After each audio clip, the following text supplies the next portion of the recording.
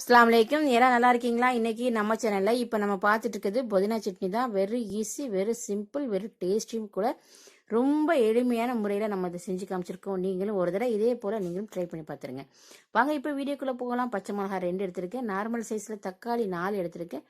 வெங்காயம் நார்மல் சைஸில் 3 எடுத்திருக்கேன். ஒரு கையளவுக்கு புதினா எடுத்திருக்கேன். வாங்க இப்போ என்னென்ன செய்யலாங்கிறத பார்த்துடலாம். ஒரு எண்ணெய் சட்டி வச்சு ஒரு கரண்டி எண்ணெய் ஊற்றிருங்க. அதில் பட்டை மிளகாய் 4 போட்டு வறுத்துருக்கேன். உங்களுக்கு காரம் அதிகம் வேணும்னா கூட குறைச்சி நீங்கள் போட்டுக்கலாம். அதே போல் கம்மியாக வேணும்னா குறைச்சி போட்டுக்கோங்க. வறுத்து ஒரு பிளேட்டுக்கு மாற்றிடுங்க. அதுக்கப்புறம் 1/4 கப்பு கடலைப்பருப்பு எடுத்திருக்கேன். அதையும் அதே எண்ணெய் சட்டியில் போட்டு வறுத்து எடுத்துருங்க. பொன்னிறம் போல் வறுத்து கொண்டு வரணும். கொஞ்சம் கருக்க விட்டிங்கன்னா கலர் சேஞ்ச் ஆகிடும், டேஸ்ட்டும் மாறி போயிடும்.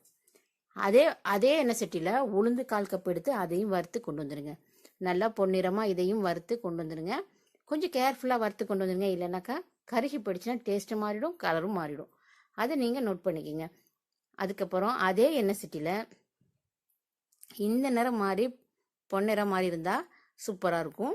கலரும் நல்லா பார்க்குறதுக்கு அட்ராக்டிவாக இருக்கும். டேஸ்ட்டும் வேறு லெவலாக இருக்கும். அதுக்கப்புறம் நம்ம எடுத்து வச்சுருக்க வெங்காயத்தை அந்த எண்ணெய் சட்டியில் போட்டு அதே எண்ணெய் சட்டியில் போட்டு வதக்குங்க. உப்பு தேவையான அளவு நீங்கள் சேர்த்துக்கலாம். சேர்த்து வதக்கிட்டு அதுக்கப்புறம் தக்காளி, பச்சை மிளகா அதையும் சேர்த்து நல்லா வதக்கிடுங்க. வதங்கின பிறகு நம்ம எடுத்து வச்சுருக்க புதினாவை போட்டு 2 கலர் கிளறி ஆஃப் பண்ணி பிளேட்டில் மாற்றி ஆற வச்சுருங்க. அதுக்கப்புறம் நம்ம எடுத்து வச்சுருக்கிற பட்டை மிளகா எல்லாம் வறுத்து வச்சுருக்கோம் இல்லையா, அதை மிக்சி ஜாருக்கு மாற்றி குறைன்னு அரைச்சிட்டு வந்துடுங்க.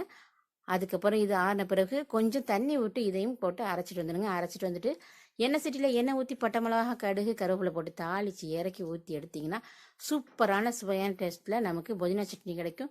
இது சப்பாத்திக்கு, தோசைக்கு, இட்லிக்கு எல்லாத்துக்குமே சாப்பிட்லாம். சூப்பராக இருக்கும். ட்ரை பண்ணுங்கள்.